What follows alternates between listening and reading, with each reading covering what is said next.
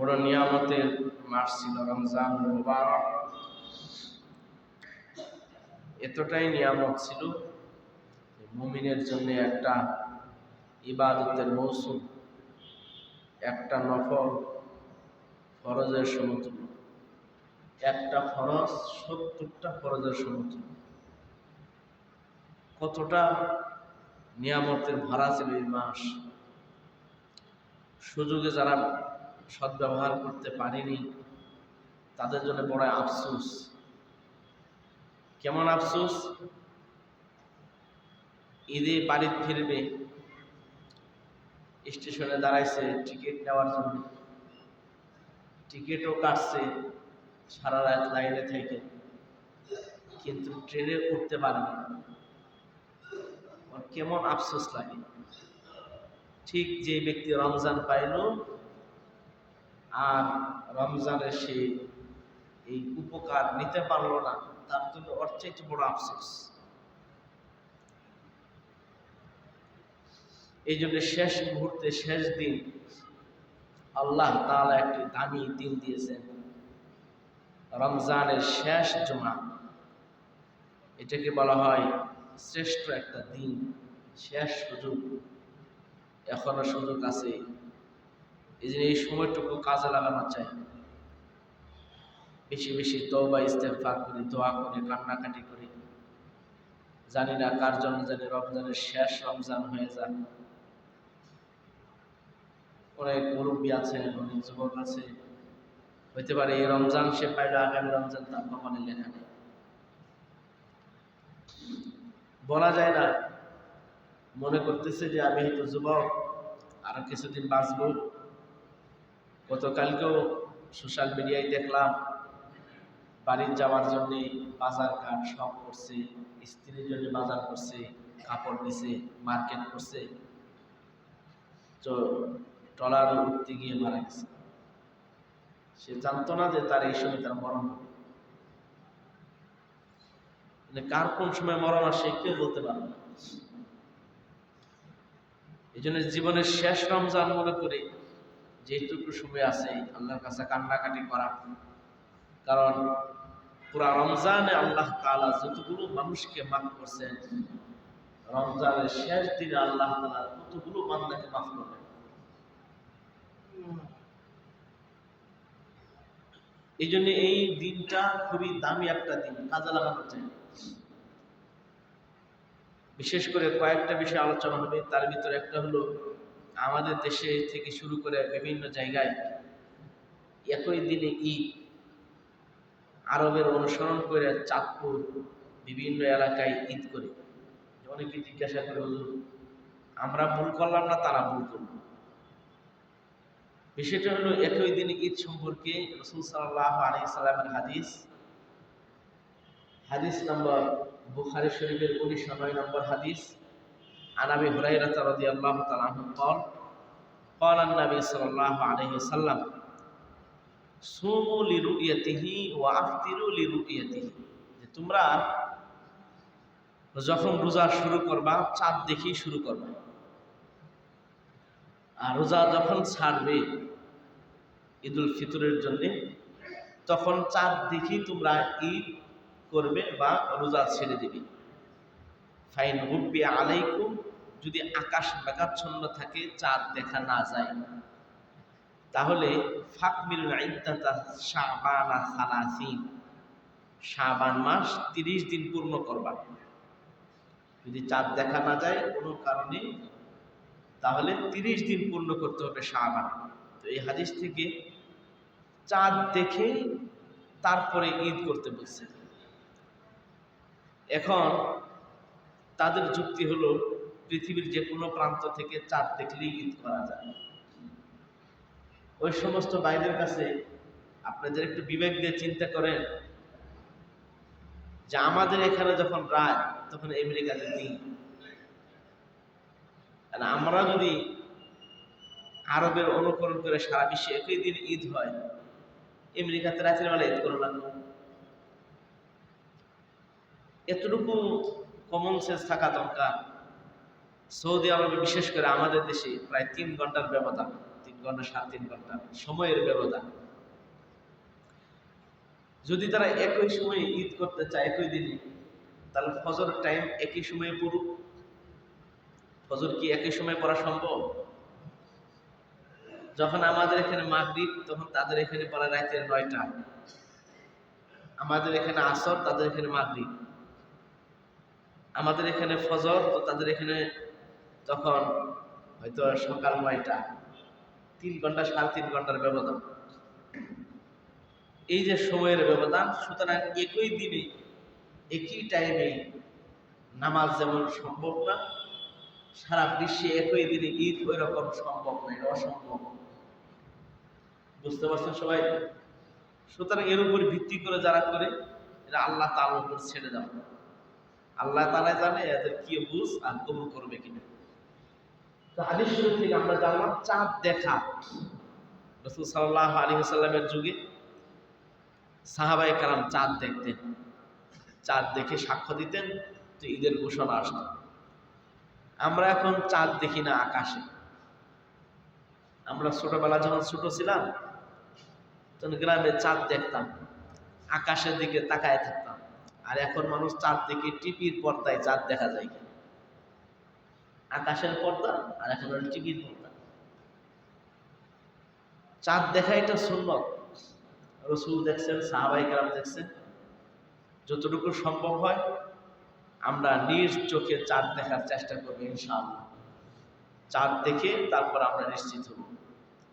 এরপরও যেহেতু আমাদের হাতে কোনো যন্ত্র নাই, আকাশ পর্যন্ত শুধু এই চোখ দ্বারা দেখা সম্ভব হয় না, এই জন্য আমরা টিভির পর্দায় খবর নেওয়ার অপেক্ষায় থাকি, কারণ তাদের হাতে যন্ত্র আছে। বর্তমান ডিজিটাল পদ্ধতি, বিভিন্ন যন্ত্র দিয়ে তারা চাঁদ দেখে। তো ওইটাও নির্ভর করব, আল্লাহ তাআলা আমাদেরকে দেখার সুযোগ করে দিন। দ্বিতীয়ত হলো ঈদের রাত, যে গুরুত্বপূর্ণ একটি রাত। হাদিস শরীফে আছে, আর আবি উমামা রাদিয়াল্লাহু তাআলা আনহু নবী সাল্লাল্লাহু আলাইহি সাল্লাম قال মান কামা লাইলাতিল ঈদাইনি মুহতাসিবান লিল্লাহি লাম ইয়ামুত কলবুহু ইয়াওমা তামুতুল কুলুব। রাওয়াহু ইবনে মাজাহ। ইবনে মাজাহ শরীফের হাদিস। রাসূল সাল্লাল্লাহু আলাইহি সাল্লাম হতে আবু উমামা রাদিয়াল্লাহু তাআলা আনহু বলেন, যে ব্যক্তি 2 ঈদের রাত জাগ্রত থাকে, অর্থাৎ ইবাদতে কাটায় কিছু সময়, তো আল্লাহ তাআলা যেদিন কিয়ামতের ময়দানে সকল অন্তর পেরেশান থাকবে, সকল অন্তর মৃত্যুবরত হয়ে যাবে, ওই দিন আল্লাহ তাআলা ঈদের রাত্রি ইবাদতকারীকে চিন্তা পেরেশানি টেনশন মুক্ত রাখবেন। কি পরিমাণ টেনশন থাকবে কিয়ামতের ময়দানে, কি পরিমাণ টেনশন থাকবে। আম্মাজান আয়েশা রাদিয়াল্লাহু তাআলা আনহা বর্ণনা আছে, রাসূল সাল্লাল্লাহু আলাইহি সাল্লাম বলেন, কিয়ামতের ময়দানে বাবা আদম থেকে শুরু করে শেষ নবী পর্যন্ত সকল উম্মত, সকল মানুষ উলঙ্গ অবস্থায় কিয়ামতের ময়দানে উঠবে। উলঙ্গ, কারো গায়ে এক বিন্দু কাপড়ও থাকবে না। হযরত আম্মাজান আয়েশা রাদিয়াল্লাহু তাআলা আনহা পয়গম্বরকে জিজ্ঞাসা করলেন, পয়গম্বর, আমি আয়েশা কি উলঙ্গ থাকবো? বলে, হ্যাঁ তুমিও থাকবা, আমিও থাকবো। ইয়া রাসূলুল্লাহ, লজ্জা লাগবে না? মানুষ দেখবে না? পয়গম্বর আলাইহিস সালাম বলেন, কিয়ামতের ময়দানে এমন একটা পেরেশানির ভিতরে মানুষ থাকবে, এমন একটা ভয়াবহ চিন্তার মাঝে থাকবে, এমন টেনশন পেরেশানি তার মাথায় থাকবে, মানুষের লজ্জাস্থানের দিকে তাকানো তার মাথার উপর হুঁশ থাকবে না, খুশি থাকবে না যে এদিকে একটু তাকায়। দুনিয়ায়ও দেখা যায় মানুষ যখন পেরেশানিতে থাকে, মানুষ যখন টেনশন চিন্তায় থাকে, অনেক কাজ সামনে দিয়ে চলে যায় কিন্তু বলতে পারে না টেনশনের কারণে। চিন্তায় ব্যস্ত, পাশ দিয়ে মানুষ গেছে, আমি তোমার সাথেই চলে আসলাম, কথা বললাম, খেয়াল করিনি, কারণ চিন্তা তার অন্যদিকে ছিল। কিয়ামতের ময়দানে টেনশন পেরেশানিটা এমন হবে, মানুষের লজ্জাস্থানের দিকে তাকানো এই অনুভূতি তার ভিতরে আসবে না, এমন টেনশন থাকবে। এই জন্য ওই দিন মানুষ যারা ঈদের রাত্রে ইবাদত করবে তাদেরকে আল্লাহ তাআলা টেনশন মুক্ত রাখবেন, মাথা সুস্থ রাখবেন। এই জন্য ঈদের রাত যেহেতু পুরা রমজান শয়তান বন্ধ ছিল, শিকল দিয়ে বাঁধে রাখছে, চাঁদ ওঠার সাথে সাথে শয়তান ছেড়ে দিবে, আর দেখবেন হাই হুড়মুড় শুরু হয়ে যাবে। ইবাদত নাই, ঈদের রাতে কি যে করতে হয় এটাও নাই, যত রকমের শয়তানি বাঁধরাই আছে শুরু হয়ে যাবে। যুবকরা পাড়া মহল্লায় ঘুরবে, মেয়েরা হাতে মেহেদি লাগাবে, আর বিভিন্ন মার্কেট নিয়ে ব্যস্ত, টিভির বিভিন্ন টক শো নিয়ে বিভিন্ন চ্যানেল নিয়ে ব্যস্ত থাকবে। ঈদের রাত্রে এত দামি রাত, এইটা তার খেয়াল নাই। শয়তান ছাড়া পাইছে তো সাথে সাথে আক্রমণ করছে, বুঝেন নাই? 1 মাস খায় নাই শয়তানি, 1 মাসের পর আইলে কিভাবে আক্রমণ করবে?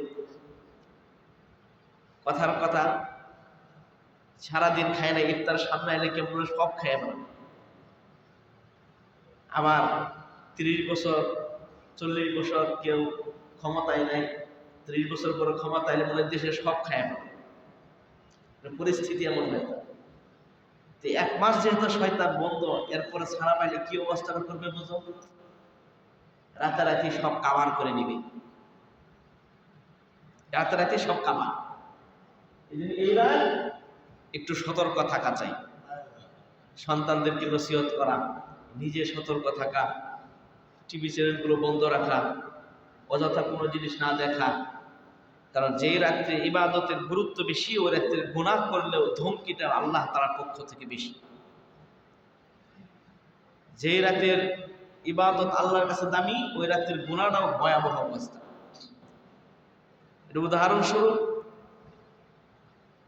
সাইকেল অ্যাক্সিডেন্ট করলে মানুষ একটু ব্যথা পায়, মোটর সাইকেল হইতে একটু বাঁচারও সম্ভাবনা থাকে। প্লেন অ্যাক্সিডেন্ট করলে আর বাঁচার সম্ভাবনা থাকে না। দামি উঁচুতে যা আরাম আয়াসও বেশি, অ্যাক্সিডেন্ট করলে মারা যাওয়ার সম্ভাবনাই বেশি। ঠিক ঈদের রাত যেমন দামি, ওই রাত্রে গুনাহ করলে ওর শাস্তিটা ওই রকম হবে। এই জন্য এই রাত সতর্ক থাকবো ইনশাআল্লাহ।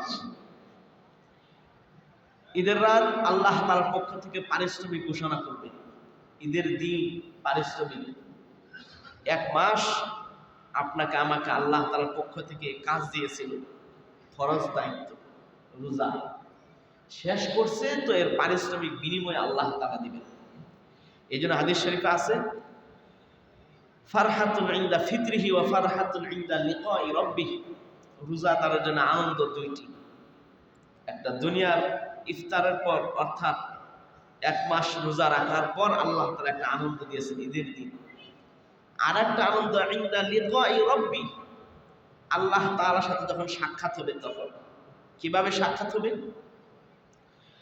রব্বুল আলামিন হাদিসে কুদসির মাঝে বলেন, আস-সাওমু লি ওয়া আনা আজজি বি, রোজা হলো আমার, আমি নিজ হাতে তার প্রতিদান দেব।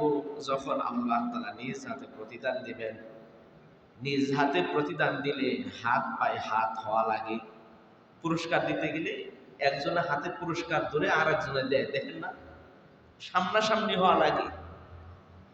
তো আল্লাহ তাআলার হাদিসে কুদসি পয়গম্বর বলেন, কিয়ামতের ময়দানে আল্লাহ যখন রোজাদারের পুরস্কার দেওয়ার জন্য সামনে আসবে, রোজাদারের সাথে আল্লাহর মুলাকাত হবে, সরাসরি আল্লাহ তাআলাকে দেখবে, নিজ হাতে আল্লাহ তাআলা রোজাদারের হাতে পুরস্কার তুলে দিবেন, নিজ হাতে। মুহাদ্দিসিনে কেরাম বলেন, আর এক হাদিসের ব্যাখ্যায় মুহাদ্দিসিনে কেরাম বলেন, পুরস্কারটা আল্লাহ তাআলা বলেন যে এই পুরস্কারটা ওয়ানা আজিজি বিহি, আল্লাহ তাআলা নিজেই তার পুরস্কার হয়ে যাবে। সারা দুনিয়ার মানুষ যা করতে পারবে না, আল্লাহ তাআলা যদি আমার হয়ে যায় তো কিয়ামতের ময়দানে আমার কোনো টেনশন নাই। আল্লাহ যদি পক্ষ থাকে, ওই বান্দা কখনো জাহান্নামে যাবে না। মনে করেন কোন ব্যক্তির দায়িত্ব যদি প্রধানমন্ত্রী নিজে নিয়ে নেন, এর চিকিৎসার দায়িত্ব বা এর পুরস্কার দায়িত্ব আমি নিজে নিলাম, আর ভরণ পোষণের দায়িত্ব আমি নিজে নিলাম, আর কোনো টেনশন নেই, মামলা মোকদ্দম নেই, কিছু নেই, তার আনন্দ শেষ থাকবে না। তো আল্লাহ তাআলা ওই কথাটাই বলছেন হাদিসে কুদসিতে, যে ব্যক্তি রোজা রাখলো তার দায়িত্ব আমি নিলাম, তার পুরস্কার আমি।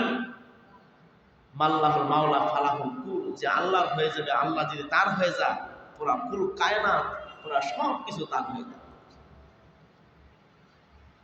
এই জন্য এক বাদশার দরবারে অনেক মন্ত্রী এমপি থাকে, একজন খাদেম চৌকিদার তাকে খুব ভালোবাসে রাজা বাদশাহ। মন্ত্রী এমপিরা জিজ্ঞাসা করে, স্যার তাকে খুব ভালোবাসার কারণটা কি? তো এইটা উত্তর দিতে পারে নাই। একদিন মিটিং ডাকছে, সকল মন্ত্রী এমপি সবাইকে মিটিং ডাকছে, দেখে ঘোষণা দিছে, এলান দিছে, আজকে আমার কাছে যে যা চাইবা সব দিয়ে দিব। মন্ত্রী এমপিরা খুশি। ইতিহাসের পাতা একটা গল্প এটা। তো কোন কোন মন্ত্রী যাই চাচ্ছে যে আমি আপনার স্বর্ণের আংটিটা চাই, কেউ বলছে আপনার দামি গাড়িটা চাই, কেউ বলছে আমি আপনার ওই বাড়িটা চাই। এক এক মন্ত্রী এক একটা চায় চায় মন্ত্রীর কাছ থেকে নিছে। তো সবার সামনে খাদেমকে জিজ্ঞেস করছে, তাকে বেশি মহাব্বত করে, এদিকে আসো, তুমি কি চাও? খাদেম ডাকতে বলে, জানাব আমি আপনার আংটিও চাই না, বাড়িও চাই না, গাড়িও চাই না, আমি আপনার সম্পদও চাই না, রাজত্ব চাই না, আমি খাদেম সরাসরি আমি আপনাকেই চাই। কারণ রাজা যদি তার হয়, পুরা রাজত্ব হইল তার। এই জন্য আল্লাহ বলেন, রোজাদার ব্যক্তি রোজা রাখলো, ওর জিম্মাদার আমি হইলাম তার। আল্লাহ তাআলা যদি কোনো বান্দার হয়ে যায়, ওই বান্দার কিয়ামতের ময়দানে আর কোনো টেনশন নাই, সরাসরি আল্লাহ তাআলা তাকে বিনা হিসাবে জান্নাত দিয়ে দিবেন, সরাসরি। এই জন্য রোজার উদ্দেশ্য হলো আল্লাহকে মাওলাকে খুশি করা। ঈদের দিন, ঈদের রাত সবচাইতে গুরুত্বপূর্ণ হলো ঈদের রাতে গুনাহ থেকে মুক্ত থাকা।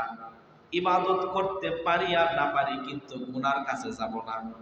ইবাদত করতে পারি আর না পারি, কিন্তু ঈদের রাতে গুনাহ করব না, ঈদের দিনে গুনাহ করব না। এটা সন্তানদেরকে নসিহত করব, বাবা যাই করস তুই অন্য কোনো গুনাহের কাজ করিস না, এই বক্স বাজানো, খেলাধুলা, এগুলোতে যাস না, জোয়া তামাশায় যাস না, এগুলো বলে সন্তানকে নসিহত করা। আর ঈদগাহে যাওয়ার আগে ফেতরা আদায় করে যাওয়া। ফেতরা ঈদগাহে যাওয়ার আগে আদায় করার সম্পর্কে হাদিস শরীফে এসেছে যে ঈদগাহে যাওয়ার আগে ফেতরা আদায় করতে হবে।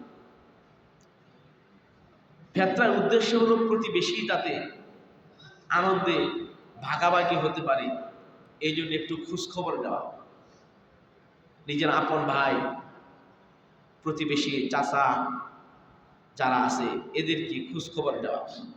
ঈদের দিন ফেতরার মাধ্যমে, নতুন কাপড়ের মাধ্যমে, অর্থাৎ ফেতরা খাওয়া উপযুক্ত না, নিজের পক্ষ থেকে কিছু হাদিয়া দেওয়া, নিজে যা পাকাইছি তা ভাইয়ের বাসায় দেওয়া। যদিও ভাই পাকাইছে তারপরও পৌঁছানো, ভাইও ভাইয়ের বাসায় পৌঁছাবে। গ্রাম অঞ্চলে এটা আছে রীতি, শহরে নাই। শহরের ভাই যার যার মতো, যার ফ্ল্যাটে রান্না, আরেক ভাইয়ের বাসায় পৌঁছানো এটা রীতি নাই। শহরে গ্রাম আছে, রান্না করছে তো পাশের ভাইয়ের বাসায়, চাচার বাসায়, চাচির বাসায় বাটি ভরে ভরে দিয়ে আসে, পিঠে দিয়ে আসে, প্রতিবেশীকে খুশি আনন্দ, সেও পাকাইছে, তারপর আপনি যে দিলেন, এর মহাব্বত বাড়া, বৃদ্ধি করা।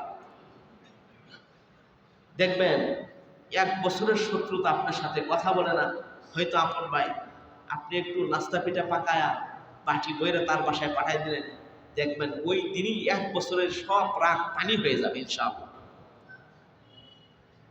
ভাই ভাইকে মোহাব্বত করে। পয়গম্বর আলাইহিস সালাম হাদিস শরীফে বলেন, জিবরাইল আলাইহিস সালাম প্রতিবারই আমার কাছে আসতেন, বেশি বেশি খালি প্রতিবেশীর হক সম্পর্কে বলতেন। শুধু আপন ভাই না, পাশের বাসায় ভাড়া থাকে, সে এই এলাকায় জন্মগ্রহণ করে নাই, কিন্তু আমার বাসায় ভাড়া থাকে, আমার পাশের বাসায় সে ভাড়া থাকে, সে আমার প্রতিবেশী, সেও মানুষ। এমন না যে বাসায় মহল্লায় থাকে না, তার দাম নাই, তার খোঁজ খবর নিব না, এমন না। পৃথিবীর সমস্ত মানুষ মুসলিম হলে, আমেরিকাও যদি থাকে, সে আমার ভাই। পৃথিবীর সমস্ত মানুষ যদি মুসলিম হয়, বরিশালে হলো আমার ভাই, নোয়াখালী এখানে ভাড়া থাকে, সে আমার ভাই। আমরা তো করি বাইরের মানুষ, বাইরের মানুষ, সে তো মানুষ, সে তো কুত্তা ছাগল না। মুসলিম আপন মুসলিম, মুসলিম মুমিনের ভাই। আপনার বাসায় ভাড়া থাকে, সেও আপনার প্রতিবেশী, তার খোঁজখবর আপনার নিতে হবে। প্রতিবেশীর খোঁজখবর জেনে, হাদিস শরীফ আছে, সে প্রকৃত মুমিন। এবং প্রতিবেশী যে সাক্ষী দেয় যে এই লোকটা ভালো, সে জান্নাতি। এই যে প্রতিবেশীর খোঁজ নেওয়া, বিশেষ করে ঈদের সময়, সারা বছর তো নিবই, ঈদের সময় প্রতিবেশীর খোঁজ নেওয়া, এটা দায়িত্ব, কর্তব্য। ভাড়াটিয়া হোক, আপন ভাই হোক, যেই হোক, প্রতিবেশী, ঘরের আশপাশে যারা বসবাস করে, এরা আমার প্রতিবেশী। একটু দূর দূরান্তে আছে, একটু হাইওয়ে, আমার প্রতিবেশী। যতটুকু সামর্থ্য হয়, প্রতিবেশীর বাসায় হাদিয়া তোফা, বিভিন্ন জিনিস পাকায়, কিছু হলেও পৌঁছানো। এই জন্য প্রতিবেশীর খোঁজ খবর নেবা আমরা ঈদের রাত, ঈদের দিন। এটা মহাব্বত বাড়াবে, আল্লাহ তাআলা অনেক খুশি হন প্রতিবেশীর খোঁজ খবর নিলে। যে হোক প্রতিবেশী, তার খোঁজ খবর নেওয়া। তারপরে কথা হলো যে ঈদের দিনের যে সুন্নত আছে, কি কি আমাদের সুন্নত ঈদের দিন পালন করতে হয়। এর আগে একটা মাসআলা, যে ঈদের পরে শাওয়াল মাসে ৬টি রোজা আছে। শাওয়ালের ৬টি রোজা হাদিস শরীফে আছে, যে ব্যক্তি এই ৬ রোজা রাখলো, সে যেন সারা বছর রোজা রাখলো। ১ মাস রোজা রাখাই সম্ভব না। যদি ২ মাস রোজা ফরজ হইতো, তো মানুষের খবরই থাকতো না। আল্লাহ তাআলা কথা সহজ করে দিছে, যে সে কোনো মুমিন যদি সারা বছর রোজার সওয়াব পেতে চায়, প্রতিদিন রোজার সওয়াব পেতে চায়, সারা বছর ৩৬৫ দিন সে রোজা রাখলো, এই সওয়াব যদি সে পেতে চায়, রমজানের ৩০ রোজার পর শাওয়ালের ৬ রোজা রাখলেই সারা বছর রোজা রাখার সওয়াব আল্লাহ তাআলা আমলনামায় দিয়ে দিবে। কিভাবে? মুহাদ্দিসিন কিরাম ব্যাখ্যা লিখছেন,